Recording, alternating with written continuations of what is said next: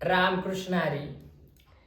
प्राचीन काळापासून जीवन जगत असताना ऋषीमुनी, साधू, संत, शिक्षक हे आपल्याला नेहमी बोधकथा सांगत असतात.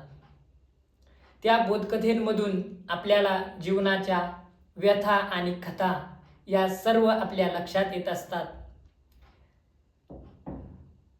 आज आपण एक कथा बघणार आहोत. ती कथा म्हणजे देवाघरचा न्याय. काय होतं, एका राज्यात एका राजाचं असं प्रभावी शासन असतं, परंतु तो राजा खूप जुलमी होता.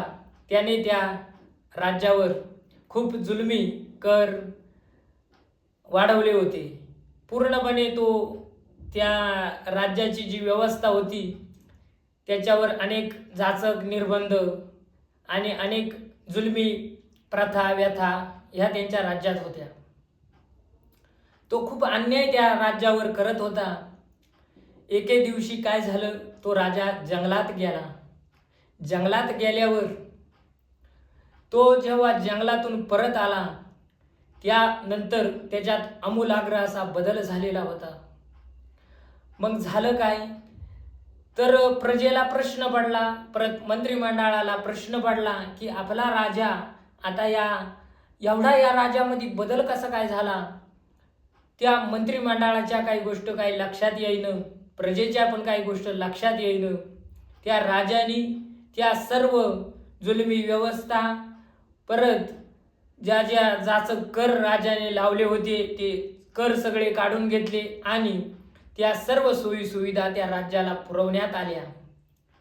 मग या राज्यातील लोकांना संभ्रम पडला.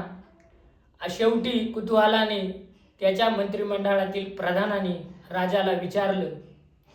त्यावर राजाने उत्तर असं दिलं की म्हटला, हे बघ, मी जंगलात गेलो होतो. जंगलात जाताना कुत्र्याचा चावा एका लांडग्याने घेतला.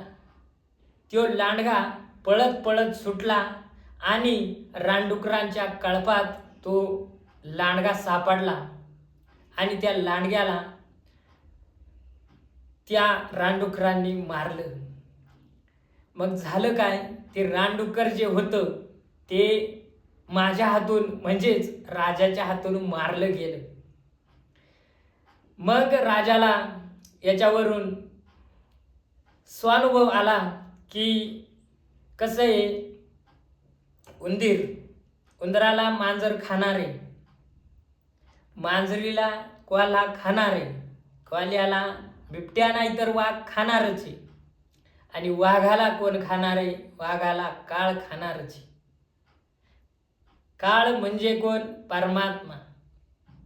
काय होतं महाराज, ही अन्न साखळी, ही जी अन्न साखळी आहे म्हणजे कसं आहे, आपण आपले कर्म जे करतो, जे चांगले कर्म म्हणा, वाईट कर्म म्हणा, हे आपण योग्य वेळेत त्या कर्मांमध्ये आपला बदल केला पाहिजे. हा राजाला अनुभव आला आणि राजाने त्यानंतर त्या सर्व गोष्टी बदलून टाकल्या. आणि या गोष्टीचे तात्पर्य असे आहे की आपण नेहमी चांगले कर्म करावे, जेणेकरून आपल्यामुळे कोणालाही त्रास होणार नाही. कुठंतरी काहीतरी या ब्रह्मांडात अशा शक्ती आहेत की आपण जे केलेले कर्म ते परत आपल्याकडेच येते. रामकृष्ण हरी.